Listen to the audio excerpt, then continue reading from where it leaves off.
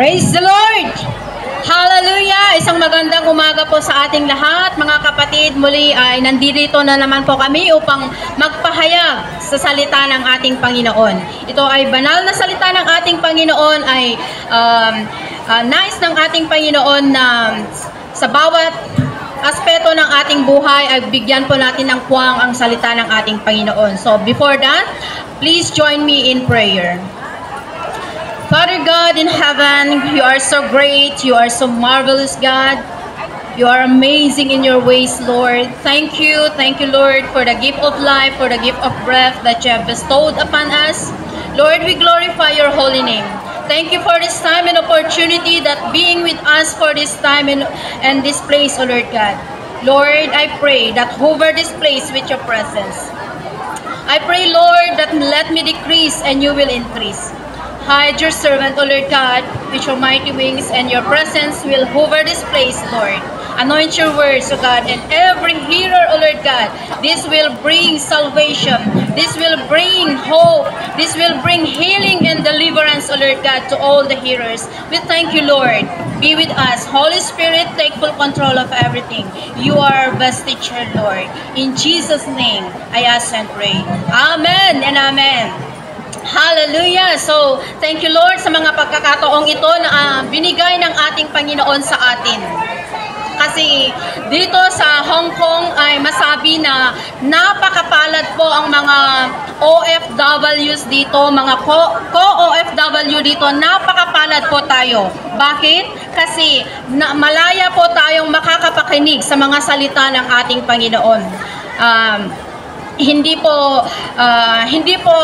nahahadlangan sa atin ang pakikinig sa salita ng Panginoon. So in our day off, in our day off, bigyan po natin ng halaga ang bawat minuto or bawat segundo ng ating pag-day off, na sa mga pagkakataong ito, kahit saan man kayo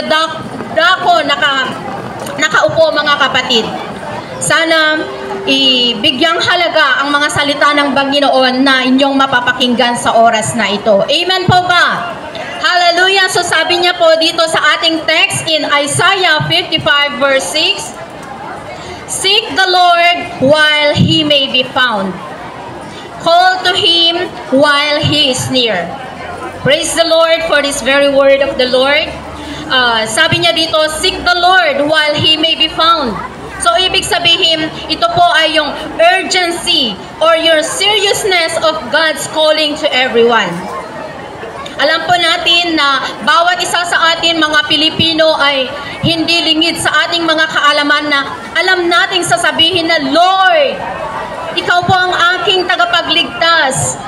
Pero ang nais ng Panginoon sa oras na ito, mga kapatid, when He says, seek the Lord while He may be found. So sa oras na ito, bigyan natin ng halaga ang Kanyang salita. Masasabi na we are seeking the Lord while He may be found. I know and I do believe that God is here, mga kapatid. God is watching each one of us here, mga kapatid. So sa pagkakataong ito, mga kapatid, we need to do the dedication of our lives to God. Nais ng Panginoon na ibigay natin yung ating kalakasan, yung ating hininga upang magpuri sa Kanya. Yung ating pakikinig sa Kanyang salita, ito ay nagbibigay ng buhay. Ito ay nagbibigay ng kalakasan sa bawat isa na makinig at ipasamuhay ang Kanyang mga salita. Alam po natin na in the Word of God, when there is a command, there is a blessing. There is a promise of God. So yung command ng ating Panginoon sa oras na ito, sa pagkakataong ito, seek the Lord while He may be found. Kapatid, sa oras na ito, kahit saang dako ka nakaupo, I know that God is watching. I know that God knows what is in our hearts right now.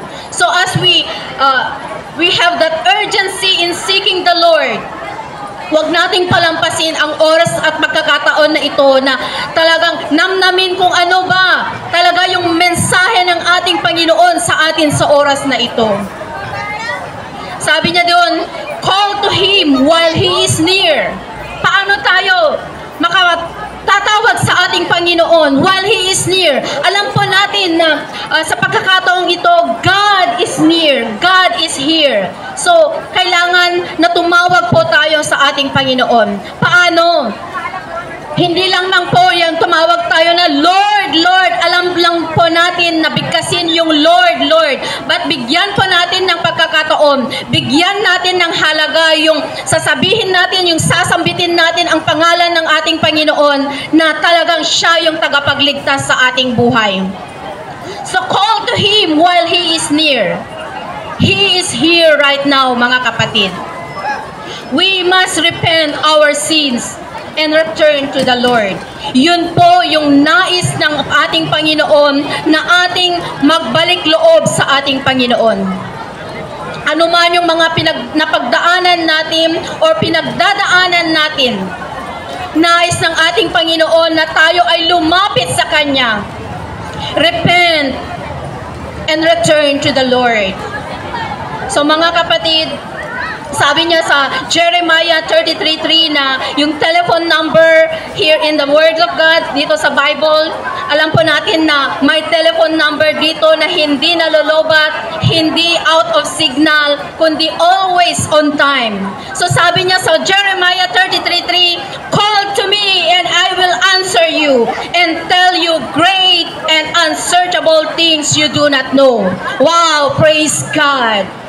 Hallelujah. So as we call to God, He is always there to hear us.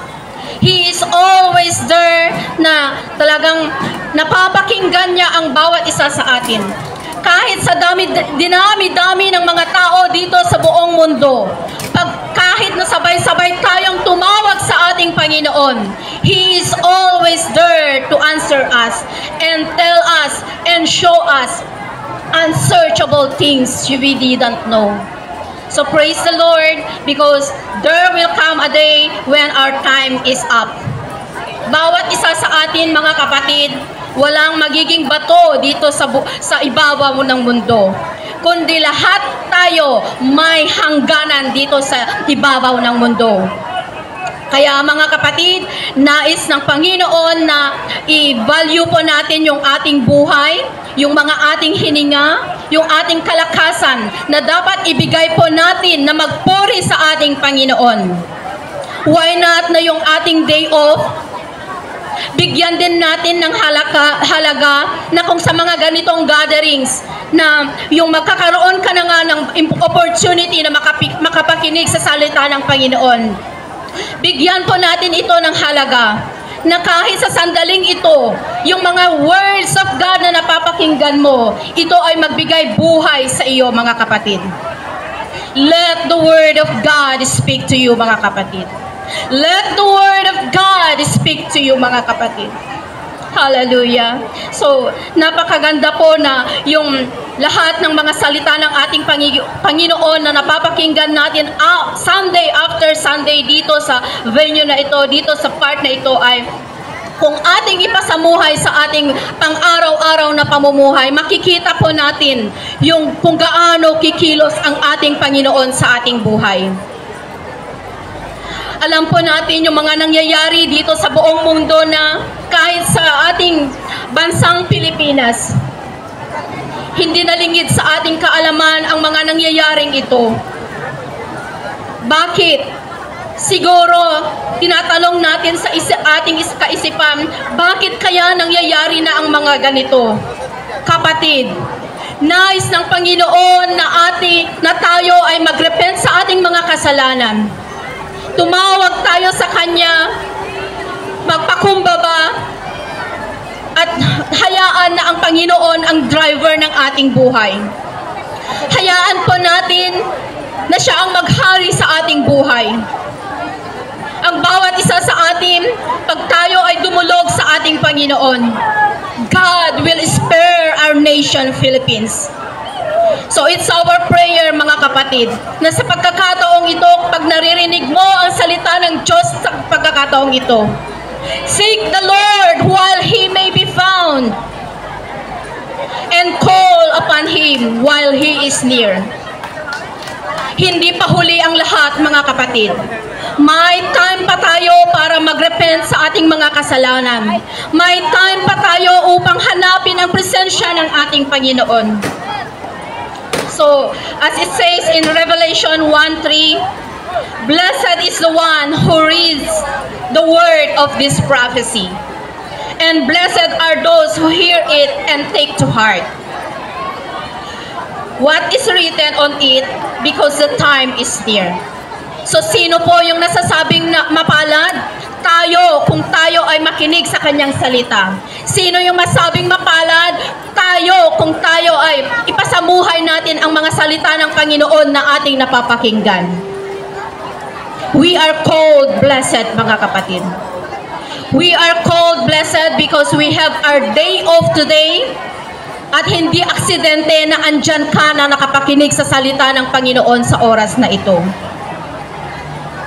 This is the invitation of God to each one of us, that as we seek the Lord while He may be found, God is working in His mighty power.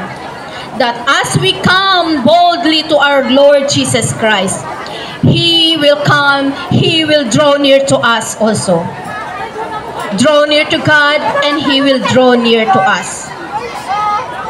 In Isaiah 55 verse 1, come all who are thirsty, sabi niya dito. Come to the waters. Ano yung sinasabi dito na tinutukoy dito na waters? Jesus alone is our living water. So as we come to Jesus, as we seek His presence, Jesus is our living water. Never dries up. Pag tayo ay nauuhaw, lumapit tayo sa ating Panginoon. God will fill our thirst in His mighty words. Hallelujah. So come mga kapatid. Hallelujah. So praise the Lord, praise the Lord. So God is working in His mighty ways sa ating buhay sa oras na ito, mga kapatid. So nais ng Panginoon na ang bawat isa ay lumapit sa Kanya. Sabi niya dito sa Matthew 11 verse 28, another invitation verses na para sa ating lahat is, come to me all who are weary and burdened, and I will give you rest. Napakaliwanag po na sinabi dito sa Matthew 11:28, come to me all who are weary and burdened. Hindi ko alam kung ano ang nilalaman ng ating puso sa oras na ito, mga kapatid. Pero ang sabi ng Panginoon, come to me all who are weary and burdened. Kapatid, huwag mong sayangin ang pagkakataong ito. Nais ng Panginoon na lumapit tayo sa Kanya. Nais ng Panginoon na tayo ay bigyan ng halaga ang Kanyang mga salita.